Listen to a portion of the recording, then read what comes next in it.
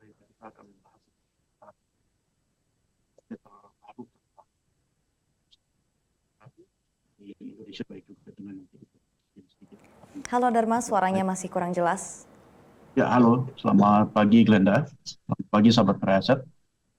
Hari ini kita akan bahas sektor batubara, di mana kalau misalkan nanti juga kita akan bahas detailnya terkait dengan industrinya di Indonesia, emitennya, dan juga mungkin kaitannya terkait dengan uh, dinamika daripada supply dan demand dan juga harga globalnya. Oke, bisa kita mulai ya. Ya, jadi memang kalau misalkan kita melihat uh, produksi di Cina atau data-data terakhir di Cina sampai dengan bulan November 2023 kemarin, kita melihat sebetulnya untuk coal production sampai dengan bulan 11 2023 di Cina ini memang uh, kenaikan daripada produksinya ini tidak terlalu signifikan secara year on year, yaitu sampai dengan 4,4% ke level 4,3 billion ton. Uh, Kemudian di sisi impor, jadi memang Cina ini masih sangat kuat untuk impornya sendiri, di mana sampai dengan di bulan November kemarin di 2023 ini levelnya ada impornya hampir mencapai 63% secara year on year ke level 427 juta ton. Jadi memang kemarin ya kalau dilihat dari dinamikanya di Cina sendiri, memang untuk dari sisi produksinya walaupun di bulan Maret itu kemarin sempat mengalami kenaikan, tapi namun kemudian relatively produksinya itu relatively sluggish karena memang ada isu di mana di Cina sendiri itu dari pemerintahnya meningkatkan safety-nya karena memang ada salah satu insiden yang men-trigger juga produsen-produsen di Cina harus lebih comply dengan regulasi terkait dengan keselamatan kerja. Makanya dari itu di tengah juga memang Cina yang sekarang masih terus mensuplai batu bara dari negara-negara seperti Rusia, kemudian juga Indonesia dan juga mungkin agak sedikit dari Australia. Ini memang makanya impor semenjak dari bulan 3 sampai dengan 11 itu kita melihat sangat-sangat tinggi dibandingkan dengan sebelumnya. Dan ini juga memang impornya selain daripada produksinya yang relatifly agak terganggu karena safety issue tadi, kita melihat juga sebenarnya untuk electricity consumption di Indonesia sendiri, di China sendiri juga itu terus meningkat, sehingga memang ini men-trigger impor yang lebih tinggi lagi dari China. Next.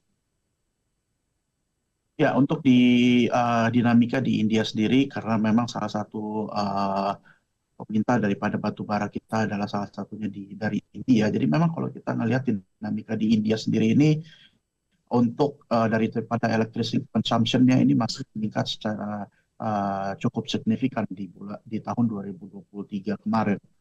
Sementara di sisi lain memang kalau misalkan kita melihat dari power plant-nya, jadi dari hydro power plant-nya ini power generation-nya atau output daripada generatornya ini berkurang sepanjang tahun 2023 kemarin karena memang karena adanya musim ini menyebabkan curah hujannya lebih rendah sehingga memang dari produksi dari electricity-nya terkait dengan hydroelectric itu juga berkurang. Makanya kemudian atas dasar yang memang electricity consumption yang juga tinggi karena memang juga ekonomi growth yang cukup tinggi untuk di dia sendiri, makanya kemudian untuk impor batu bara dari India itu juga masih cukup tinggi di tahun 2023. Next. Kemudian kita masih melihat adanya potensi penambahan daripada demand batu bara di dunia, termasuk itu dari Vietnam. Karena memang di akhir tahun 2023 kemarin, Vietnam mencanangkan bahwa mereka membutuhkan impor batu bara yang lebih banyak lagi karena memang mereka untuk mensecure daripada supply energinya mereka, di mana mereka akan membangun kapasitas power plant yang di power oleh batu bara di tahun-tahun ke depannya, dan sehingga ini menjadi salah satu potensi untuk mungkin sebagai salah satu negara terdekatnya atau negara tetangganya yaitu Indonesia, nanti kita akan mendapatkan demand dari Vietnam yang memang juga kalau kita melihat sebenarnya untuk impornya sendiri ini sudah akan diekspektasikan mencapai sekitar 85 juta ton sampai dengan tahun 2035 per tahunnya. Next. Ya, kalau misalkan kita melihat salah satu yang menjadi eksportir batu bara terbesar di dunia juga yaitu Australia. Jadi kita melihat sebenarnya Australia memang notabene ini adalah memproduksi high CV cost atau batu bara yang juga memiliki kadar CV tinggi. Jadi memang kita melihat pemerintahnya ini mencanangkan regulasi baru yaitu menaikkan royalty rate untuk miners-minersnya baik itu dari yang open pit underground atau juga deep underground sebesar sekitar 2,6% atau 2,6 percentage point.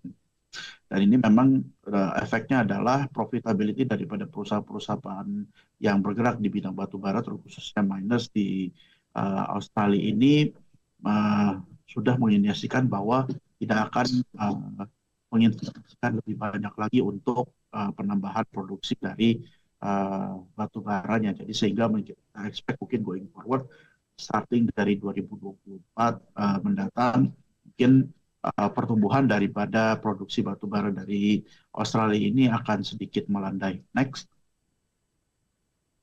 Ya, kalau misalkan untuk di Indonesia sendiri, kita bisa melihat sebenarnya kalau dari Indonesia, walaupun memang dari tahun ke tahun, di 5 tahun ke belakang ini, CAGR di Indonesia sendiri ini pertumbuhan untuk produksinya di 5%-an, tapi kemudian sampai dengan bulan 11 2023 ini Indonesia sendiri sudah memproduksi lebih banyak lagi daripada tahun sebelumnya sebesar 14% ke level lebih dari 700 juta ton. Ya, memang sebelumnya sekitaran di 600-an sampai 650 juta ton per tahunnya Indonesia.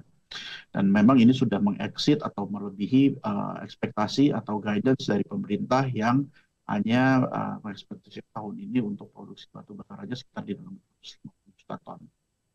Dan ini kita melihat sebenarnya memang satu untuk harga batu bara di level yang masih cukup tinggi walaupun tidak lagi uh, spike di level di atas 300 di tahun 2022. Tapi ini kita melihat para produsen batu bara atau miners ini masih menikmati harga daripada batu bara yang cukup cukup menggiurkan di tahun 2023 kemarin. Dan memang untuk dari sisi cuacanya juga sangat mendukung dan makanya itu kemudian mendukung juga apa namanya produsen-produsen batu bara untuk terus meningkatkan produksinya sampai dengan sepanjang tahun 2023 kemarin.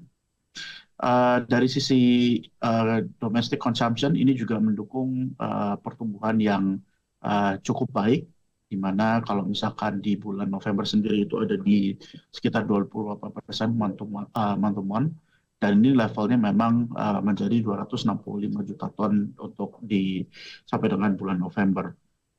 Sedangkan untuk ekspor sendiri, walaupun mengalami kenaikan, tapi kenaikannya besar apabila dibandingkan dengan konsumsi daripada plastik. Nah, kalau misalkan dari ekspor sendiri, volumenya sampai dengan bulan November kemarin naik sebesar kurang lebih 6%. Jadi memang untuk ekspor to domestik rasionya sekarang mulai sedikit shifting ke domestik ya, walaupun karena Cina, India, dan juga Vietnam mungkin tadi masih ada sedikit permintaan yang lebih lagi di tahun-tahun ke depan. Next.